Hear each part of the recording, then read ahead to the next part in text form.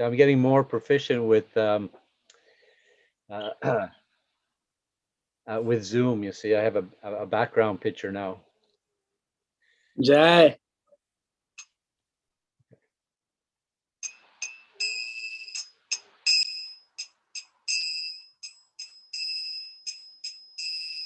Jaya Radha Madhava Jaya Kunja Bihari Jaya Radha Madhava Jaya Kunja Bihari Jaya Radha Madhava Jaya Kunja Bihari Jaya Gopi Chana Vallabha Jaya Girivardhari Jaya Gopi Jana Vallabha Jaya Girivardhari Jaya Gopi Chana Vallabha Jaya Girivardhari Gopi Jana Vallabha Jaya Girivardhari Yashoda Nandana Raja Jana Ranjana Yasodanandana Brajajana Ranjana Yashoda Nandana Raja Jana Ranjana Yasodanandana Brajajana Ranjana Yamuna Tiravanachari Yamuna Tira Vanachari Yamuna Tiravanachari Yamuna Tira Vanachari Jaya Radha Madhava Jaya Kunja Bihari Jaya Radha Madhava Jaya Kunja Bihari Jaya Gopi Chana Vallabha Jaya Girivardhari Jaya Gopi Jana Vallabha Jaya Girivardhari Yashoda Nandana Praja Janaranjana Yasodanandana Brajajana Ranjana Yamuna Tiravanachari Yamuna Tira Vanachari Jaya Radha Madhava Jaya Kunja Bihari Jaya Radha Madhava Jaya Kunja Bihari Jaya Gopi Jana Vallabha Jaya Girivardhari Jaya Gopi Jana Vallabha Jaya Girivardhari Yashoda Nandana Vraja Jana Ranjana Yasodanandana Brajajana Ranjana Yamuna Tiravanachari Yamuna Tira Vanachari Jaya Radha Makunja Bihari Radha Madhava Jaya Kunja Bihari Jaya Radha Madhava Jaya Kunja Bihari. Jaya Radha Madhava Jaya Kunja Bihari.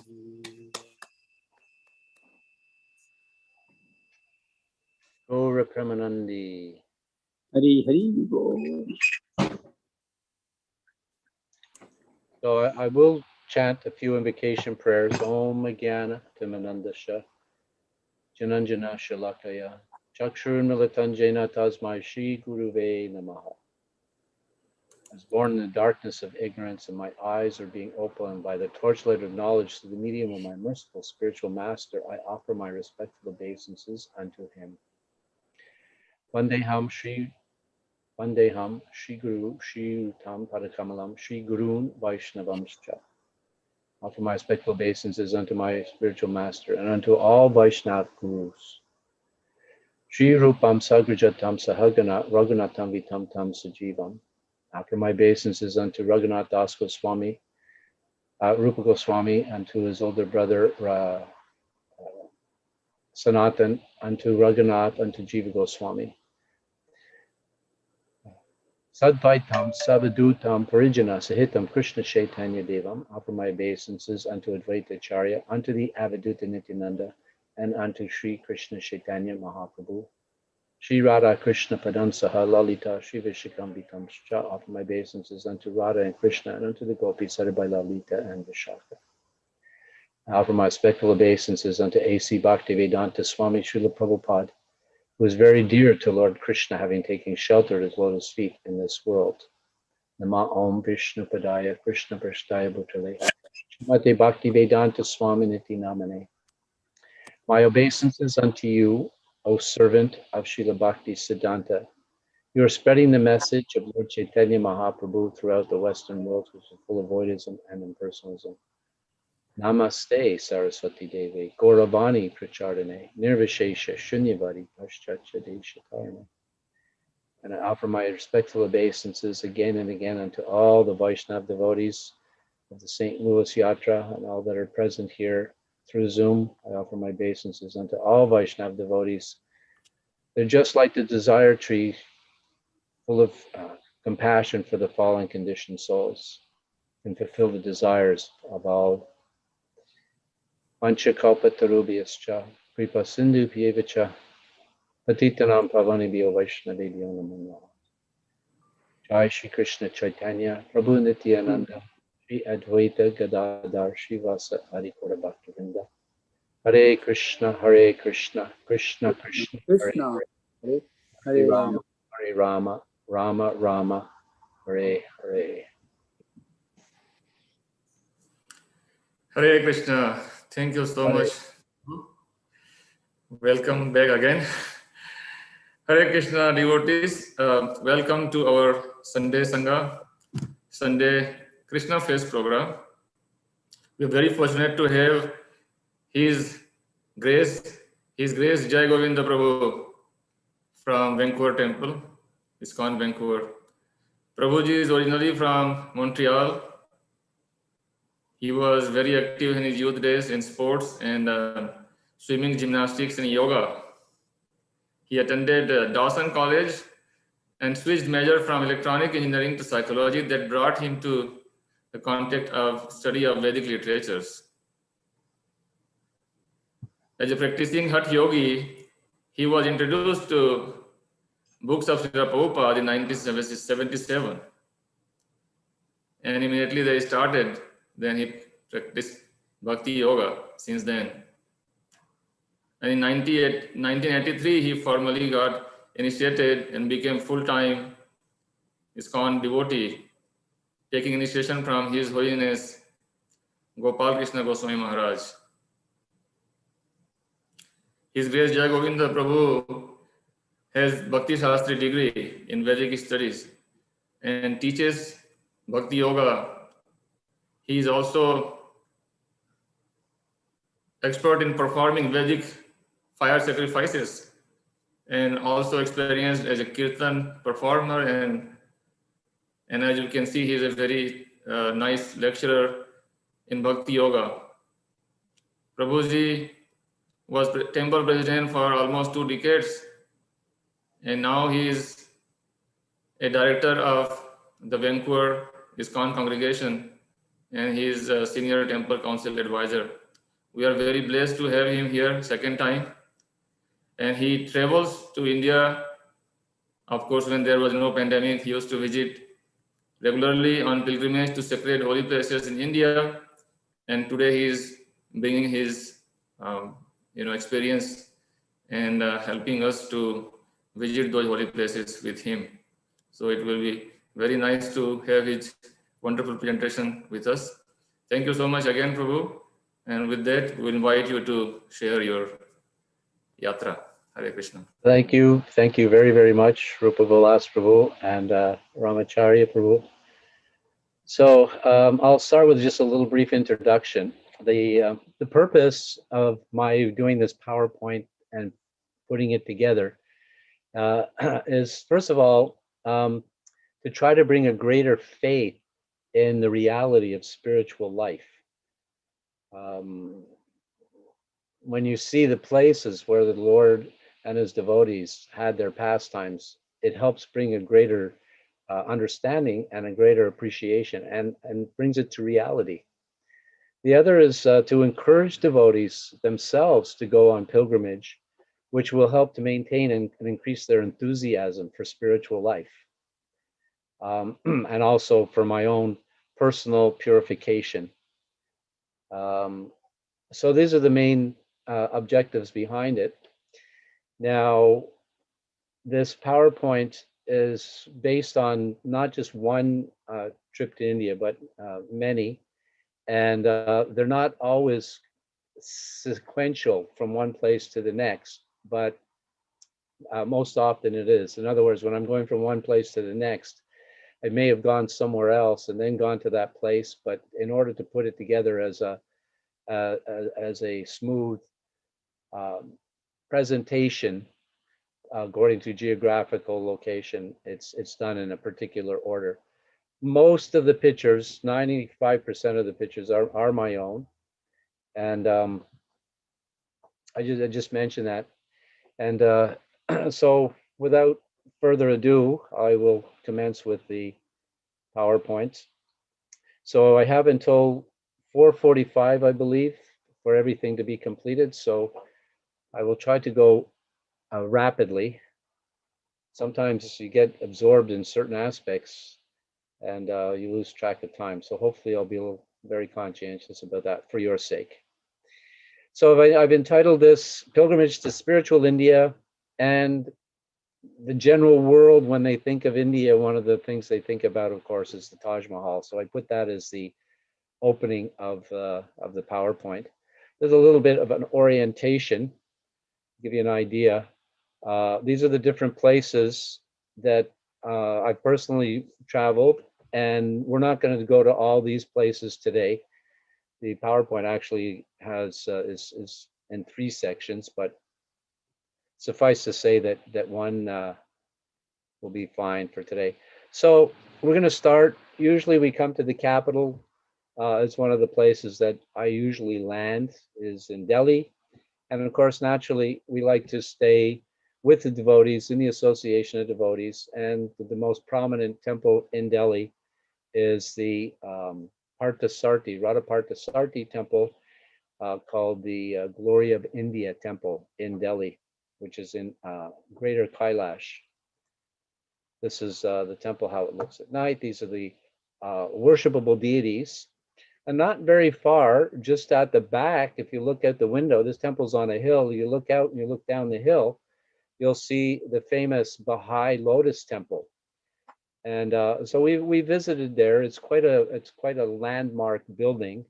It's also promoted in India. So we visited there. But one thing that we noticed that when we were there is the building itself, the way it's designed as a lotus, is quite amazing. But the atmosphere is very dry. You go in, there's no color, there's no paintings, there's no sound.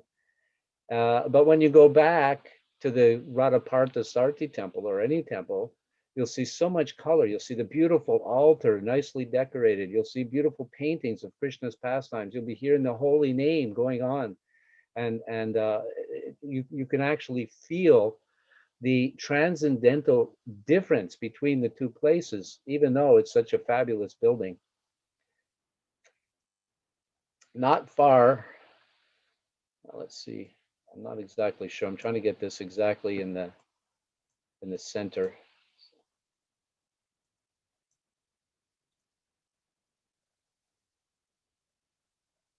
So in Delhi, there's an old area of Delhi called Chandi Chowk, and another famous building there is the Janma Masjid Mosque. It's the largest mosque in India, and it was constructed in 1656. This is inside, the devout Muslims facing east and praying on a regular basis. This is the building from the outside, the whole building. And as I mentioned, it's near Chandi Chowk. The reason that I mention it, that with Prabhupada, when he would go from Vrindavan to New Delhi, or to Delhi rather, he would walk by this mosque. He would go to this little temple in Chippiwada, and this temple would be on his left side as he would walk by. If you go and visit that temple, you can actually, where Prabhupada first started writing, you can actually follow the route that Prabhupada took. This is some of the area of Chandi Chowk. This is a typical area what it looks like. Also, there's Red Fort in the same area, and Red Fort was the main residence of the Mughal emperors, and now you can tell by the design. And Emperor Shah Jahan, he commissioned construction of this fort in 1638. That he decided to shift the capital from Agra to Delhi, and and so that's why this fort was built. So the author of this PowerPoint sitting, this is the little temple where Srila Prabhupada stayed. Above the deities, that little dome is right where the deities are, and Srila Prabhupada stayed in this little room when he would come to Delhi. He started his writing here, actually. So from the Lilamrita, chapter 10, I'm going to read the quote. From the intensely busy Chandi Chowk, Bhaktivedanta Swami would take the short walk to Chippiwada, past the Red Fort, keeping the Gauri Shankar temple on his left, then proceeding along the side street past the large, imposing Janma Mosque. Near Chippiwada, the streets would become narrow. In fact, they would become so narrow that not even motorcycles would go past. They're just people, pedestrians, and they would have these iron bars in certain areas. The streets would get more and more and more narrow. So generally, we don't stay too much in the larger cities, because we stay near the temples, of course, because they're not really that much of pilgrimage worthy compared to places like Vrindavan, of course, where Krishna has his pastimes, and Vrindavan is famous. So we go to Vrindavan. This is the Krishna Balaram temple. This temple was constructed, arranged by Srila Prabhupada. This is the main temple, ISKCON temple in Vrindavan. And when Prabhupada first constructed the temple, it was in the middle of nowhere, in Ramanreti. There was nothing. And people would wonder, we've been building way out here in Ramanreti, nobody's going to come. But Srila Prabhupada was unswayed. And now this is considered one of the most popular temples in India, and certainly in Vrindavan. And all kinds of people from all walks of life go and visit. This is a picture of the famous Oprah, those who are in America may know of her. She visited Vrindavan, and apparently she even visited the Krishna Balaram temple, although nothing was previously arranged because she visited somewhat incognito. She didn't want to make a big entrance, but she visited the Vrindavan Krishna Balaram temple. Of course, Vrindavan was put on the map by the six Goswamis. Lord Chaitanya had deputed the six Goswamis, particularly Rupa Goswami and Sanatan Goswami, and then later Rupa Goswami, to go to Vrindavan and do three things. One, rediscover the places of Krishna's pastimes. Because after 4,500 years, Krishna appeared 4,500 years before Lord Chaitanya. The six Goswamis are connected to Lord Chaitanya as disciples of Lord Chaitanya. All Krishna's pastimes took place, but after 45 years, the places became lost. So Lord Chaitanya deputed specifically the older Goswami, Sanatan, and his brother Rupa, to go to Vrindavan and rediscover the places of Krishna's pastimes. He also instructed them to write books, and the Goswamis had scrutinizingly studied all the revealed scriptures with the aim of establishing the eternal principles of bhakti for the benefit of all human beings. They just took out the essence. Nana shastra vicharanaika nipano sadharma samstapako. So they studied all the scriptures and compiled many, many books on the order of Lord Chaitanya. And the other thing that they did was they were requested to build temples. So this is Sanatana Goswami, and this is the deity of Madana Mohan, a very interesting pastime of how Madana Mohan appeared.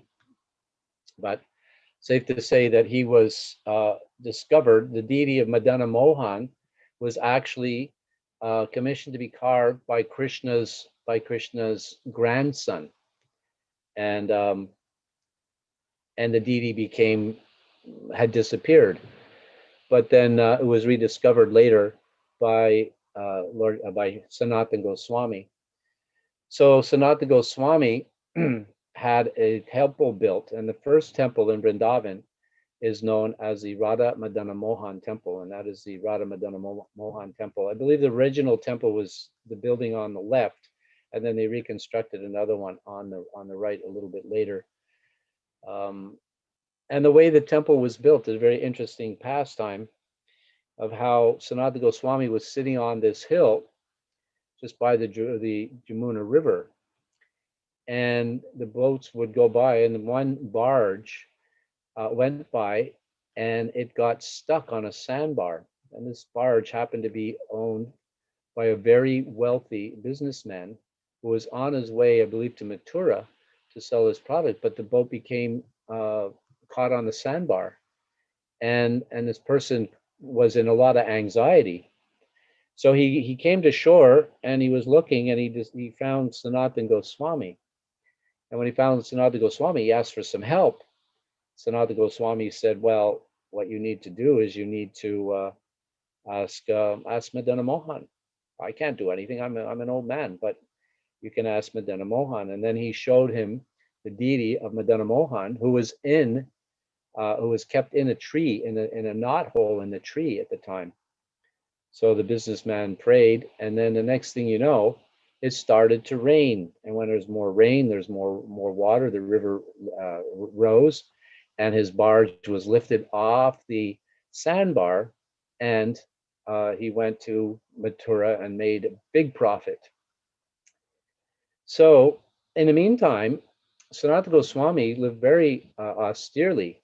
He would just roll up some dried flour and throw them into the fire, add a little water, throw it into the fire, eat it with no salt or anything.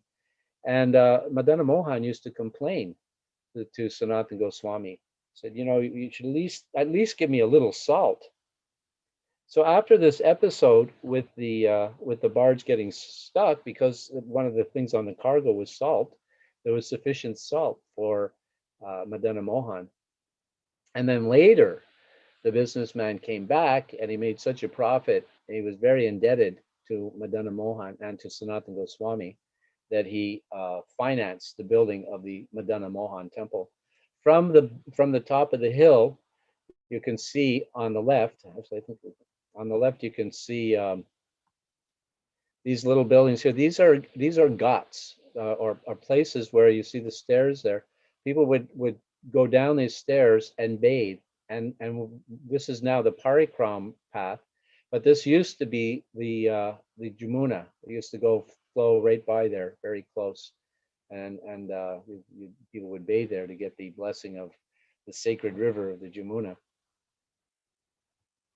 There's another picture. This is actually the Yugal Kishore temple and the palace of Maharaj, the Maharaj of Bardpoor over here. And this is the Yugal Kishore temple. Here's another picture, a little better angle of the Yugal Kishore temple and the palace of the king of Bardpoor. So this former Raj, Badan Singh, the Maharaj of Bardpoor, built this. And when Srila Prabhupada the first time Srila Prabhupada came to Vrindavan, he invited some of the devotees later. And when Srila Prabhupada first invited the devotees to come to Vrindavan, some were able to stay with him in the Radha Damodar temple. But after a while, more and more devotees were coming. So the Maharaj at the time of Bardpoor, he befriended the devotees. And as a result, he invited them to stay at his palace.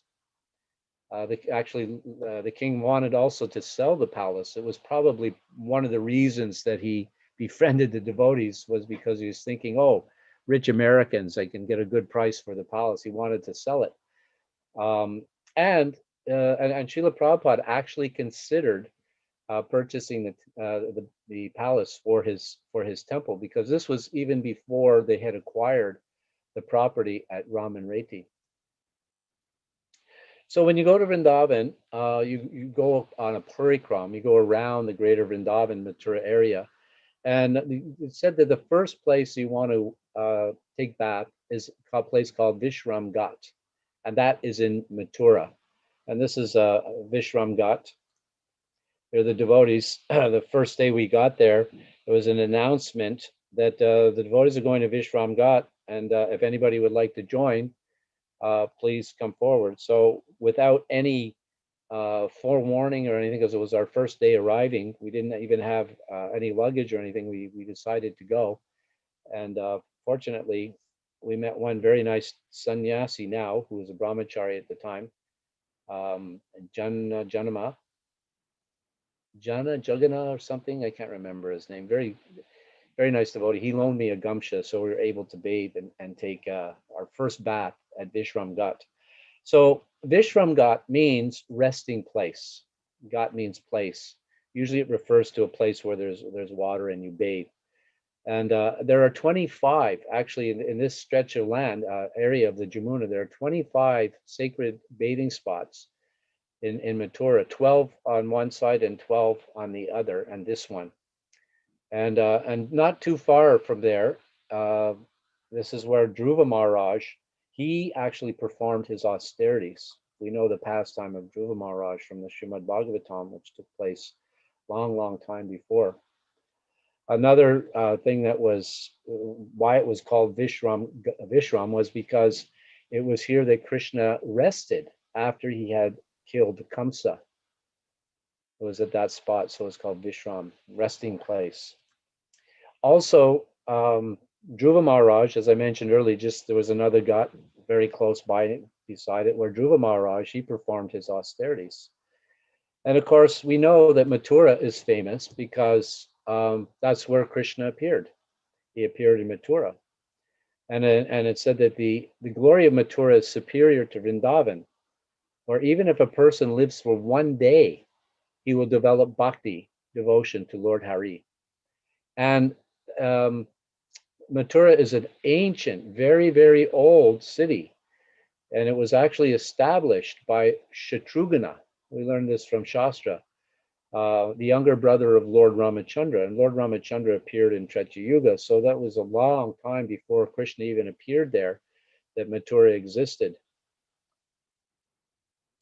One thing when I as a Westerner going to India, I'm fascinated by the textures, the colors, the antiquity of the place, and I like to just take random photographs. And we just happened to pass by this road leading off the main road, and here was a beautiful, clean, nice and clean. You can see there's somebody just at the doorway on the right, and unfortunately the cow is his head is down. It would have been nice if it was up, but we managed to take that picture.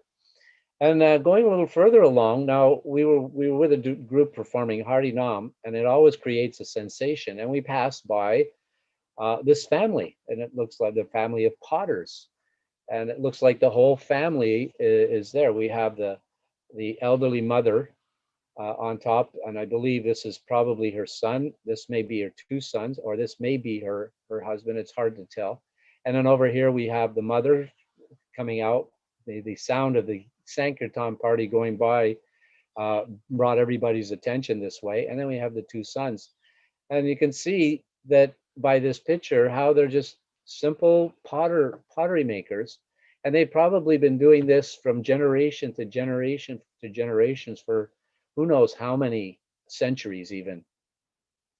So after we go to one place, there are different ways to do parikram. One, you can go out and circumambulate, which takes the whole month, which is very austere. But when you get a little older, as I was at the time, we would take the simpler route. We would go on day parikrams, and then we would come back in the evening back to our base at the Krishna Balaram Temple, and one of the many ashrams right beside it, where we would stay, rent a room and stay.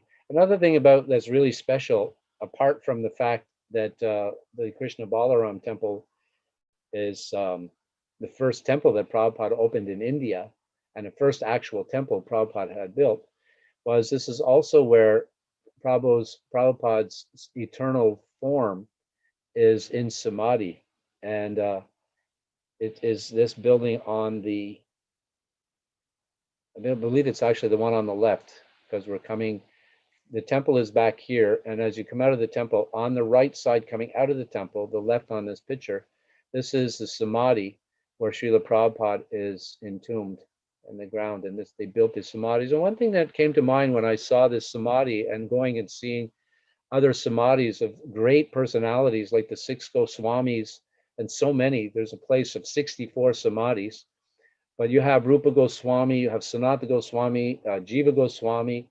at the Radha Damodar temple, they have their Samadhis, and the Samadhis are memorials. But when you see their Samadhi, comparatively speaking to A.C. Bhaktivedanta Swami, you see this huge, incredibly high memorial, monumental building. Usually Samadhi is just a simple building with a roof over it, a curved roof over it, but his is like it's a huge monument. And it makes me realize or wonder that how great is this Bhaktivedanta Swami? Because we know how great the Goswamis were, we know how great the previous acharyas were, but Srila Prabhupada's Samadhi is towering so much more over all of them, that we know that yes, the devotees seemingly built it, but actually these buildings are built by Krishna, and it's built to glorify Srila Prabhupada. So this gives an indication to me, as time goes on, how great and magnanimous our Srila Prabhupada actually is. Out on Parikram again, another place is called Kusum Sarovar, and this is a kund. Kund means a pond, or Sarovar means a small lake, and this particular building was built by the king of Jaya Singh, who was also the king of Bardpoor. And it was built around 1760-65, and it was in honor of his father, who was a former Raj.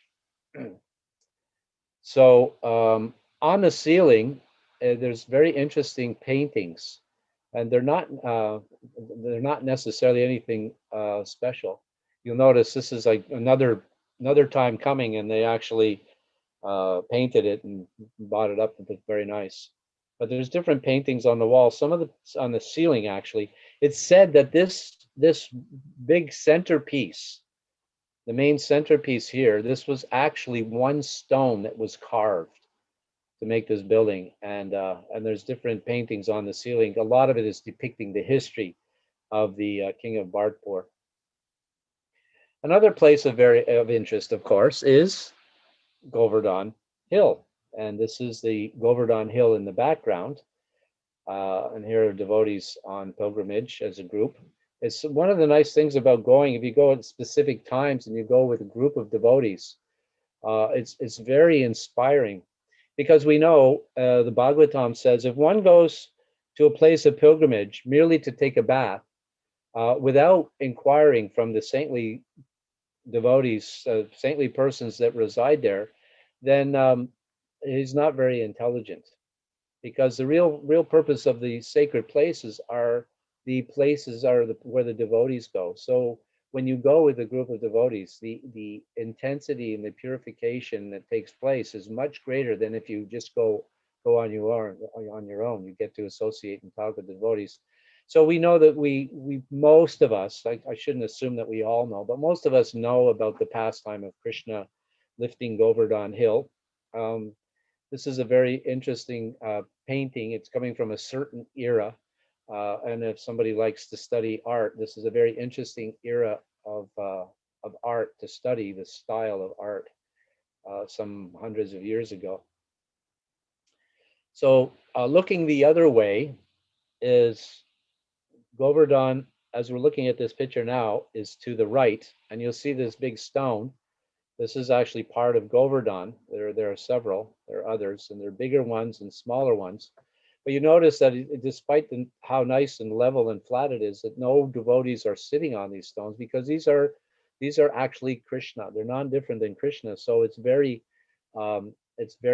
inappropriate to be sitting on any of the stones of Govardhan. They're known as Govardhan Shila, they're worshipable stones, and sometimes the small pebbles devotees take and they worship them. So at this particular place, Govardhan, behind this tree, is actually Govinda Kund. Govinda Kund. Maybe you've heard of Govinda Kund. Govinda Kund is the place that was, the way it became manifested was that when Krishna had curbed the pride of Indra, after Indra had stolen the calves and the cowherd boys, maybe we know the pastime, then Krishna manifested the cowherd boys and the calves, and Lord Indra was very bewildered. Then he realized, oh, this Krishna is not just some ordinary upstart little boy, cowherd boy, but he's actually the Supreme Lord. And he came there and offered his a requested apology, begged forgiveness, and offered beautiful prayers that are in the Srimad Bhagavatam in the 10th canto and in Krishna book. So then you'll see Surabhi. Krishna was bathed with the milk of Surabhi and water from the trunk of Maharaj Indra's elephant, which name has evaded me right now. Anybody recall the name of the elephant? Anyway, and that's how Govinda Kund became manifest. Also, more recent history, during the time of Madhavinda Puri. Madhavinda Puri was the spiritual master of Ishvara Puri, who was the spiritual master of Lord Chaitanya Mahaprabhu. So about maybe 600 years ago now, Krishna was 5,000 years ago, so 600 years back, Madhavinda Puri came there on pilgrimage, and he was sitting under the tree, and this little cowherd boy came and offered him some milk. And Madhavinda Puri graciously accepted, and he asked, well, how did you know I was here and that I was hungry?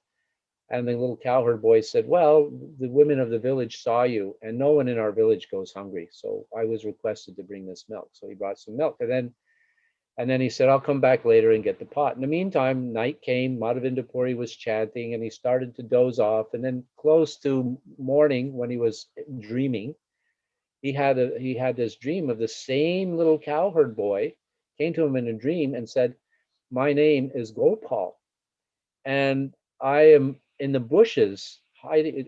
I've been put in the bushes because some aggressive army people, Muslims, were coming to break the temple and to break me. And the Pujari became very afraid, and he hid me in the bushes and he ran away, and he hasn't been back since.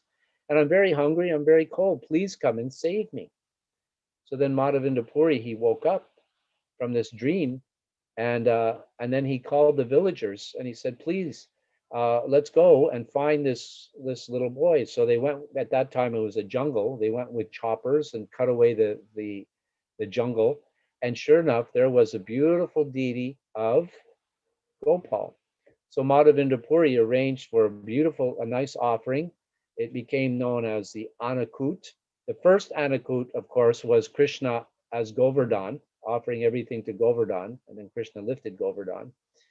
And then another Anakut, bringing all beautiful offerings to the deity, was established by Madhavinda Puri for the Gopal deity. Then later, that same Gopal deity was moved to Nathdwar in Rajasthan and is now known as the famous Sri Nathji deity.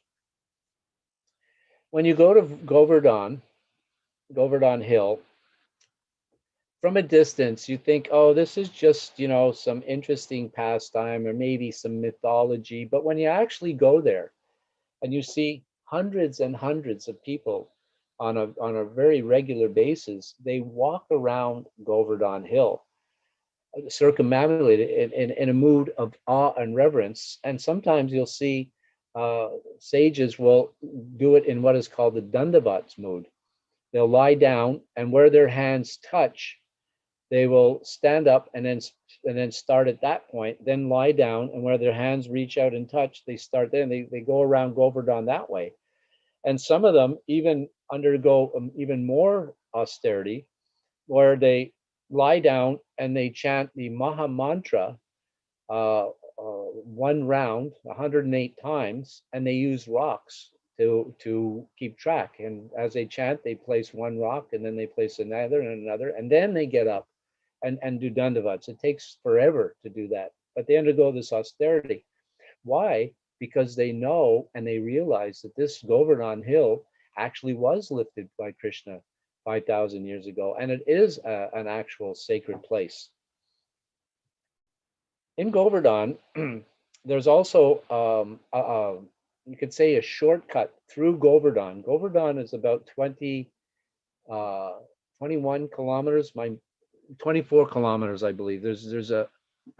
But somewhere in Govardhan, there's actually a shortcut where you can cut across Govardhan.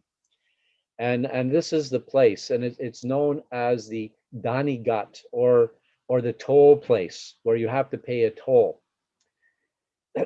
If you go there today, the local Brijbasis, the local residents, will sometimes sit there, especially when they know there's lots of pilgrims, and they'll just stay there and ask that you can't go past unless you pay a toll. And they're very aggressive and very forceful. So you pay a rupee or a couple of rupees, or depending on what the value of the rupee is at the time. And some devotees, they try to avoid the toll, so they climb up high and they go up high and try to avoid the toll. And how that place became known as the Danigat, the toll, the place of the toll, to pay the toll, was because during Krishna's time, Radharani and the gopis, they were cutting quickly across through Govardhan, through this passageway, on their way to a festival. Then they were bringing yogurt for this festival, and it just so happened that Krishna and his cowherd friends, they intercepted Radharani, and he forced them, you can't go by, you have to pay a tax. And the gopis, headed by Radharani, refused to pay the tax. They said, who are you? This is a free passage. And in this way, there was some some exchange of youthful pastimes. And then Radharani and the gopis, they went to push past Krishna. So the gopis got behind Radharani and they all pushed. And then Krishna, all the cowherd boys got behind Krishna and they pushed. So they did a tug of war, but not tugging, but pushing. And in the course of this pushing back and forth, some of the yogurt spilled. And you can see there how little monkeys came and started eating the yogurt.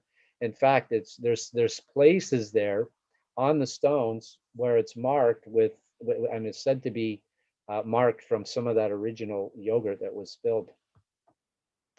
Another important place, of course, was is Radha and Shima Kund. These are the two famous lakes, Kund ponds, that are considered, especially Radha Kund, considered the most elevated place in the entire universe.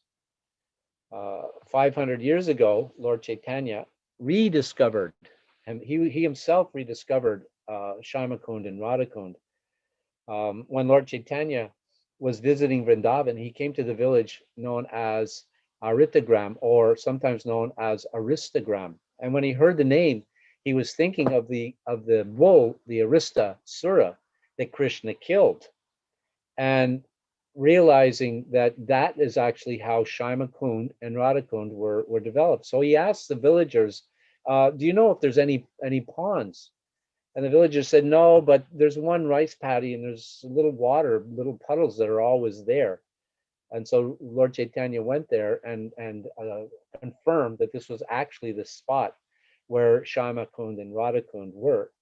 And the reason that Shima Kund was built, the lake of Shama, the Krishna's lake or pond, was because Krishna had killed this demon, this Aristasura. It was terrorizing all the residents of Vrindavan. It was so fearful. Its tail would touch the clouds when it lifted its tail. When it would snort, any of the women that were pregnant were actually having miscarriages. So naturally, Krishna came to the call and killed the Aristasura, this demon, in the form of a bull. And when he killed the demon, he was very proud, and all the villagers were very pleased and coming up and congratulating Krishna. And but Radharani was ignoring Krishna, Radharani and the gopis. And so Krishna said very proudly, he said, aren't you going to congratulate me?" And Radharani said, "How can we congratulate you when you committed the most abominable sin? You killed the bull." And Krishna tried to convince her, well, it wasn't a real bull, it was a demon that was disguised as a bull. And Radharani and the gopis, they wouldn't hear of it. And she said, "The only way that we will associate with you is after you become pure. And therefore you have to go to all the places of pilgrimage and take a bath in all the holy rivers, lakes, and so on." So then Krishna, being the Supreme Lord, he just hit his heel on the ground, and he made this lake, and then he summoned all the sacred rivers, lakes, and to come and put their water there. And so Krishna was bathing and putting his water there in that little pond. And then Krishna said, "Well, now, seeing as you sided with Aristasura, who is a demon, now you're unpure, so you need to take a bath also in all the sacred rivers." And at that point, all the sacred rivers came and offered themselves to be in Radharani's lake. And how Radharani created the lake and what attracted all the rivers was Radharani broke her bangle, and where there was a hoof print from the Aristasura, she started to dig with her bangle. And then all her gopi friends also started to break their bangles, and they all started to dig. And because of their enthusiasm, then all the rivers came and offered to go in her lake. And that's how Shima Kund and Radha Kund were created. This is Krishna killing the Aristasura. So how powerful, this is another picture of Radha Kund. How powerful is Radha Kund? Well, in the Nectar Devotion, it is said that the holy place of Mathura is spiritually superior to Vaikuntha.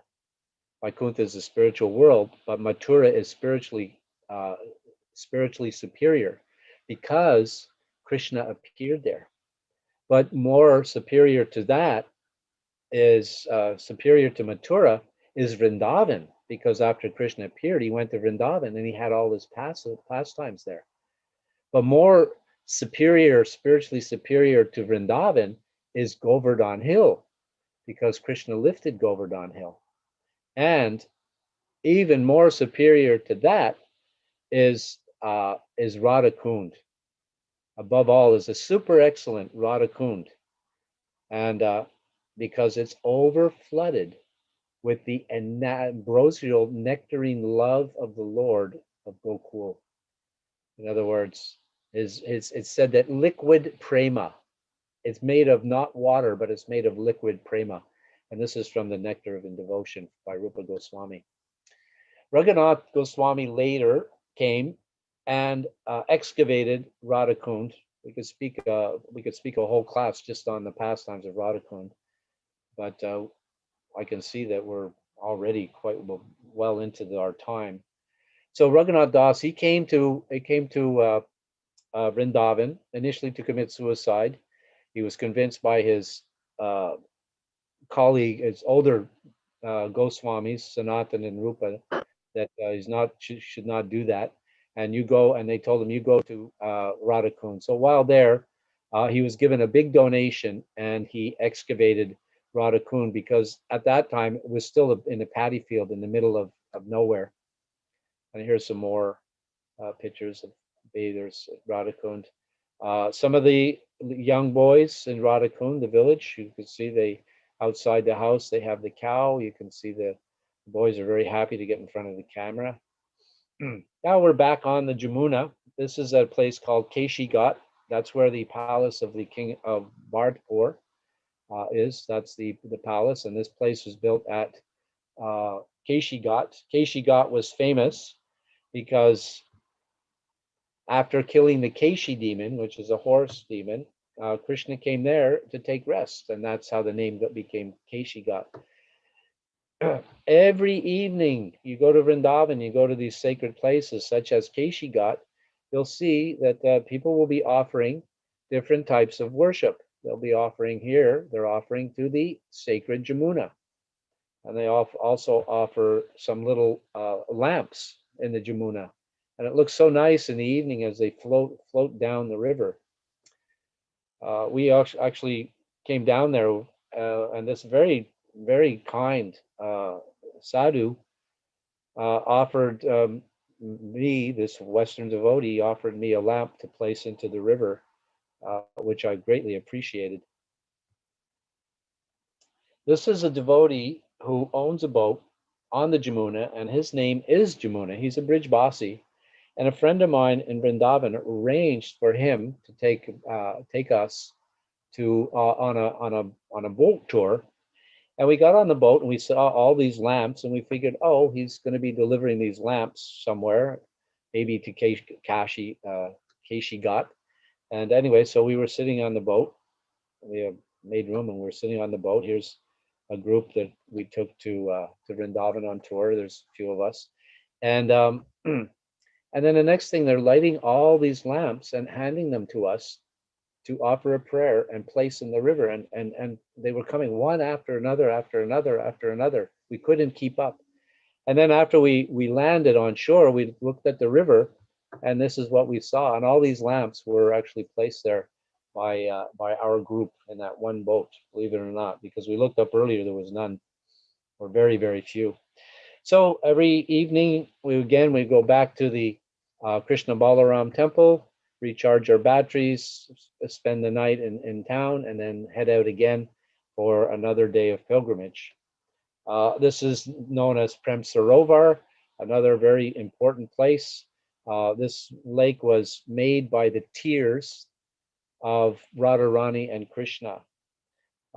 Someone said there was a bee, and Krishna and Radharani, they were sitting together, and there was a bee that was disturbing Radharani. So Krishna requested a friend to chase away the bee, and after finishing the task, chasing the bee away, the friend came back proclaiming that Madhu was gone. Madhusudan is another name for Krishna, as Madhu is the name for a bee and for Krishna. So Radharani, when she heard Madhu was gone, she wasn't thinking the bee was gone. She was thinking Krishna was gone, and she was feeling so upset that she began to cry. And then when Krishna saw Radharani crying, he also began to cry, and their tears together mingled and created this wonderful lake. This is a typical village scene you'll see all over India. Um, a bicycle walla. I just like this big handlebar mustache, and of course you see calves and cows all over. They're highly respected, just walking freely. This is the village of um, um, what is it? Gosh, it's evaded me. Loy Bazaar in the greater Vrindavan area. Loy Bazaar, where devotees get all the paraphernalia for their worship, their puja, and their deity clothing you can get there, and their deities you can get there. Krishna is protector of the cows in the Goshala. Everywhere you turn, you'll see cows. There's another painting of Krishna with the cows. Uh, Cows, even there's a Russian family, one of their first time to Vrindavan, showing great respect and appreciation that the cows are being taken care of so nicely. The evening in the Loy Bazaar, all the shops are lit up, and it's recommended you don't want to stay out too late in Vrindavan. There are gundas or thugs. People do get robbed. They can be very dangerous. In fact, in the Lila Amrita, it was described that Srila Prabhupada, when he was staying at the Radha Damodar temple, early in the morning, one morning, Jamuna came early. It was basically nighttime, and she was underneath Prabhupada's window chanting japa. Prabhupada looked out and he warned her. He said, it's very dangerous. He said sometimes the people would rob someone just for a rupee, would kill somebody, even for a rupee at that time. Not to degrade the place by any means. It's Vrindavan after all, but just a little bit of a warning if anybody's planning to go there, to be a little bit cautious about the possibility of crime happening. Yes, we put our faith in Krishna, but at the same time, Krishna gives us intelligence, which is also putting our faith in him. A typical walla. One thing that in India that I noticed everywhere is they probably have the world's best drivers. And here we see scenes like this on the rural areas. Uh, Also, in the rural areas, this is a typical rural village. It's so beautiful, it's so quiet, so quaint. The main center of the village is the pump, the water pump. That's where people go to do their washing, to get the water for their homes, for cooking and drinking. And this is also where the communication center is. News would spread at the water pump and at the wells. These little buildings in the background here, these are actually cow patties that are made. They pick up the dung from the cow and mix it with some straw, and this becomes fuel for cooking. It's such a simple life, and it's ecologically the most feasible. There's no footprint whatsoever with this style of living, using the cow for your milk and your ghee. In fact, it's said when you use ghee, you burn ghee, like when you're doing a fire sacrifice. We know that from the grain comes from rain. We know this from Bhagavad Gita, Anad Bhavanti Bhutani, and from rain. Grain comes from rain, and rain comes from sacrifice. And one of the things that's necessary for sacrifice is the ghee from the cow. And scientists have recently shown that when you burn ghee, then it creates a certain gas that actually creates rain. So uh, not only spiritually does it work, but even scientifically. Anyway, so you see this lady. I just thought this was a nice shot, dressed in red, and everything else is kind of a dull brown color. And in the back, these buildings also are just cow patties, and she's making more to use as fuel. Everywhere you go, you'll see interesting characters. This is a sadhu. He has a different type of tilak. This is a Ramanuja style, with indicating his sampradaya is Ramanuja. Ours is very narrow, indicating it's coming from Madhavacharya. And of course, with a little leaf on it is coming from Shaimananda. You turn around the corner, you'd never know who you'll run into.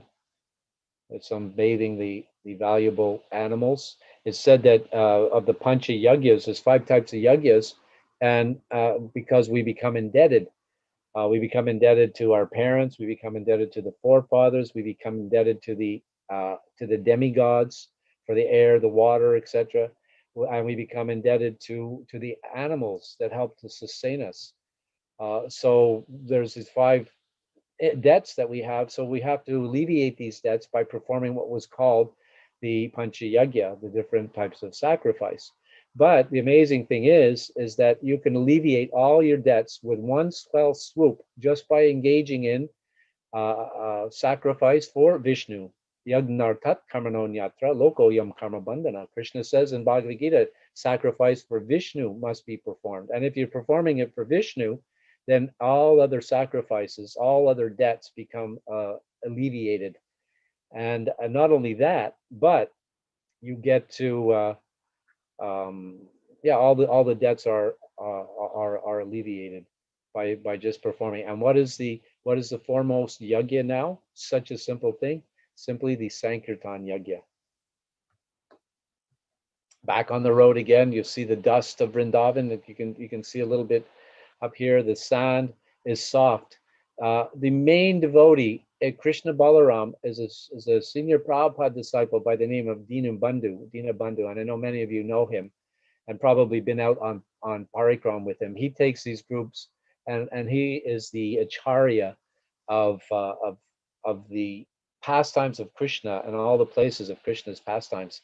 So here we are on the soft sand, and he describes it. It's like this talcum powder, Johnson & Johnson baby powder. This is so soft, and if it lands on you, you don't get up and dust it off, because Chintamani Prakarasadma Sukalpa Vriksha, the spiritual realm of which Vrindavan is comprised of the spiritual gems, Chintamani stones, touchstones, and the dust are gems and jewels.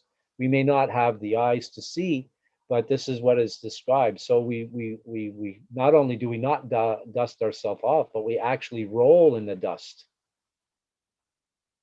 Another thing about the local Brijbasis, that they, even though they live very simply, they're always happy because they have Krishna. They don't need anything material. Sometimes they're completely poverty-stricken, but they're very happy. At least that's been my observation. Maybe they're smiling because they're laughing at us, but this is from a hill. I believe this might be from Varshana, Radharani's palace, looking down at the village. There's another shot of the village, and you see very interesting shots. I just like taking pictures of this, that, and the other thing. This is a woman, and you see the child is facing forward. She's also facing forward. She's not walking backwards. She just has her face covered out of modesty. There's another doorway. I like taking pictures of doorways and the residents. There's a young girl who is probably very well to do, in the sense that she's got her own Lexus automobile in the form of ancient style. Looks like grandpa's taking care of the children. This is my, I guess you could say, my answer to the famous photo of the National Geographic that was taken by Steve McCurry. For those who are familiar with this photo and maybe photography, this is my answer to it. You see the girl, the look on her face is very curious, and you see in the background mother looking over wondering, who's this looking at my daughter? Of course, I wasn't alone. We were in a group, again, a group of devotees, but I took the opportunity to take this picture. And again, another doorway, and the residents, they were considered well-to-do if they have some livestock, especially a cow. Srila Prabhupada said, well, wealth, all you need is a cow and an acre of land, because everything you need to subside is coming from the land, and you get milk and other valuable things such as fuel from the cow. So you don't need much more than that. In today's society, people are investing in things like cryptocurrency, thinking that this is very valuable, but it has no value whatsoever. It's just some digit or some paper money. Real wealth is land and cows. I'm already past time. So this is where Vasudev arrived after crossing the Jamuna, bringing Krishna from Mathura. And here our devotees are sitting, listening to the pastime, these particular pastimes. Now it's an interesting phenomena. We read Krishna book, yes, we get absorbed, but when you're actually in the place where it actually happened, it gives it so much more intensity to hear these pastimes there. There's another sadhu listening in, another one. This is Brahmanda Ghat. This is where Krishna opened his mouth and Mother Yashoda looked inside and saw the universal form. So this place here. And also, many of you may be familiar with the film, the short film of Srila Prabhupada taking a bath, and that famous clip took place at Brahmananda Kund, and not one place it says it's somewhere else, but it's actually Brahmanda Kund, where Krishna revealed the universal form. It's also here that Lord Krishna defeated the Trinavarta, the whirlwind demon. So that is Vrindavan. We've already come to the end of our time, and I think maybe because of time we should finish here. There are two other places on this particular. So just sorry to interfere, but I was thinking that it's very interesting topic, and I'm sure that everybody is liking it as I'm doing. So maybe we can do one more session. Okay, but if we do one more, you mean at another time? Yeah. Not today. Yeah, maybe one of the Sundays whenever you are. Well, that's entirely up to you. I don't know if I put you to sleep or I No, kept the thing here is that also I don't want to really, I mean, I'm liking it, we are liking it. So it might be good. We can have one more, Sunday dedicated to go through your slides. Very nicely, all the pictures have been taken and it looks really nice. So I would prefer that. And, if you like, we can just have one more Sunday dedicated to do this so that we can. I have no objection. You might want to Thank you. for some time. You might want to wait for some time, just Yes. to get variety. But I must also warn you that this is just that part, it's just this part, the triangle of Vrindavan, Agra, and Jaipur. They call that the triangle. But I also have other parts, which is Mayapur, Jagannath Puri, and then I have South India, and I also have the Himalayas. So you might want to not be too quick about inviting me back, because you might just end up getting caught in the quicksand of having. No. I mean, so we'll talk. Maybe we can do remaining part of the Vrindavan, and then we can go to and have some slides from Mayapur. That's perfectly fine with me. Yeah, you decide, you yourself and Rupa Balas Prabhu, you decide if you'd like me to come and complete it and do others. It's perfectly fine with me. I have absolutely no. Sorry to interrupt. Yes, Prabhuji, please continue. No. I'm glad you did. I was thinking this is a good place to stop, even though I have more, because I am well over the time, and I sometimes lose track of time, and I apologize for that. So thank you very much. Thank you. Thank you so much for being so kind, sharing your slides with us. Really appreciate. So we'll just open if there is one or two question or any comment anybody has, we'll just hear that. And then I also request all the devotee to stay. Don't leave the Zoom, because we have few announcements that I would like to make. So if before we do that, if you have anything to share one or two comment or any question you have for Prabhuji, go ahead and take the time to share that. Very nice class, Jai Govinda Prabhuji. Hare Krishna. Hare Krishna. Who am I speaking with? Raj. Raj. Okay, thank you. Oh, okay. Yes. Thank you very much, Raj. I appreciate it. And thanks for confirming that Indians are the best drivers. Hare Krishna. They have to be.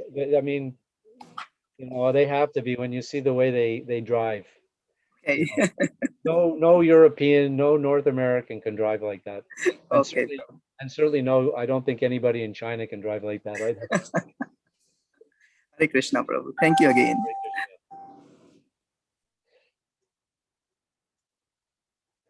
All right. Shall we finish here then? Hare Krishna, Prabhuji, Dandvat Pranam. Thank you very much for taking us to a tour to Brajmandal, Govardhan. My name is Padmadisha Das. I'm just like to thank really let's say we know that since Krishna's time, three things are still there. Like one is the sand that you just mentioned, like softer than Johnson and Johnson.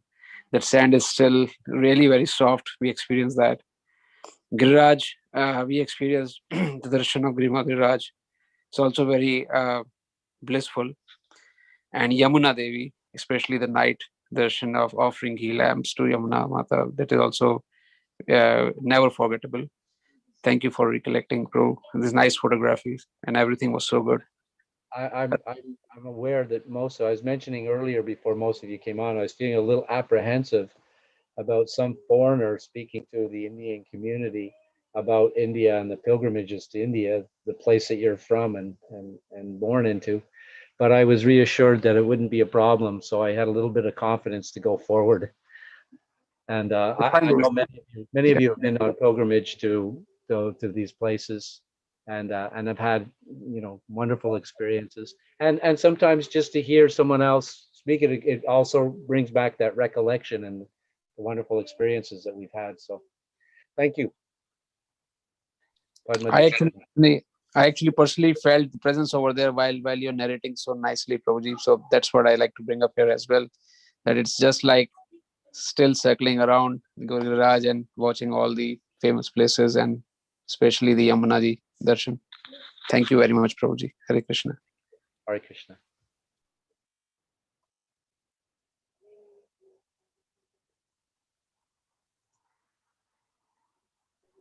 So there are some thanks coming to the chat also, Prabhuji. Hare Krishna, amazing class. Seems like I'm right there. Thanks, Jai Govinda Prabhu. Thank you for wonderful enlivening presentation, Jai Govinda Prabhu. Learned a lot today. Hare Krishna. So some good feedbacks coming from the devotees. Thank you. Once again, I want to express my gratitude for being invited to address your community again. I really appreciated it. Thank you.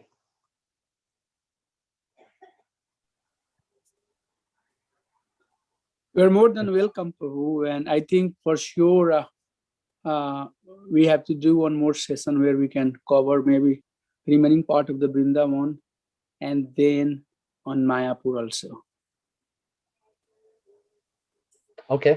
We have so many devotees in the congregation who knows about the place, but they have never been there. So your photographs are so clear that it will definitely inspire them to go sooner than they would go later. So, yeah, we have to pray that we'll be able to go soon, that this pandemic will come to an end and we can again go and take darshan of the holy dhams. Jai. So, thank you very much, Ramacharya Prabhu. Thank you so much for All coming. the devotees of Thank you. Vanchkalpataru Kripa Sindhu Patitanam Pavane Vaishnavyo Namo Namah. His Grace Jai Govinda Prabhu ki Jai. His Grace Shashi Bhaktivedanta Swami Sai Prabhupada ki Jai. So devotees, please stay on the call. Do not leave. I have two announcements that I would like to make quickly. So the first and foremost, today is birthday of Deepika Chaudhary, who is wife of Rupa Vilas Chaudhary.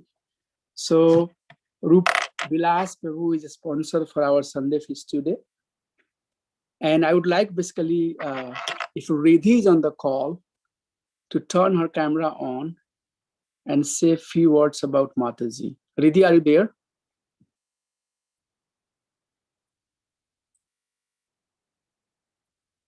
Okay, so sounds like Riddhi left. I sent her message saying that she should stay on the call. Rupa Vilas Prabhu, are you there? Okay, so Rupa Vilas Prabhu is also not here, but thank you for being the sponsor. And as you know that Riddhi and Rupa Vilas Prabhu, they have been, helping, and they are helping me to basically invite the speaker, such as Jaya Govinda Prabhu and other, devotees. So I really appreciate their help. Family has been so kind and, very supportive to our temple services. So thank you to Rupa Vilas Prabhu, Riddhi, Deepika Chaudhary Mataji, and many, many happy returns of the day to Mataji. So thank you so much, Rupa Vilas Prabhu, for being our Sunday feast sponsor. The next announcement that I have to make, and that has basically come on behalf of our temple president. So we have a specific calendar that we follow. I know that all of you have the calendar that is published by BBT, and you might be looking at the dates for fasting on Nityanand Trayodasi.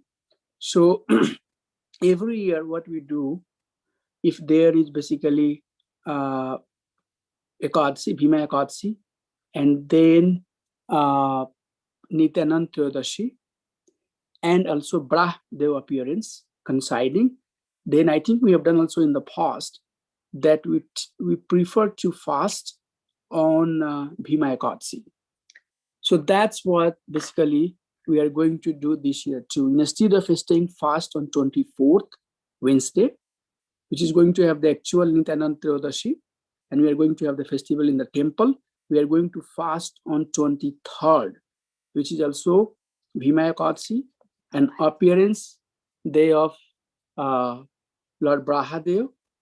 So that's the day we are deciding to stay on fast until midday.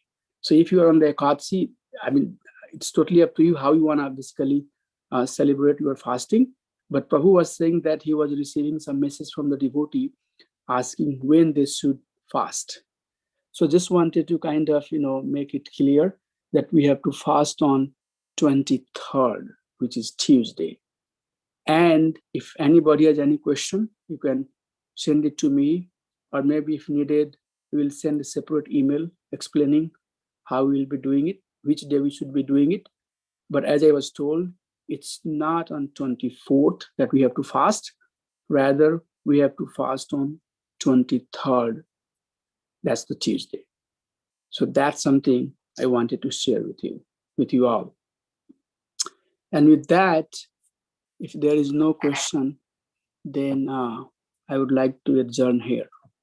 But anybody has anything that they want to have some clarification about the fasting day? I think we did similar way year before also. Last year also we had the same thing. As I have been, seeing every year, we are fasting at least, around Nityanand Trayodasi and Lord Brahadev appearance. We prefer to fast on Lord Brahadev appearance day. That's what I remember, but I might be wrong.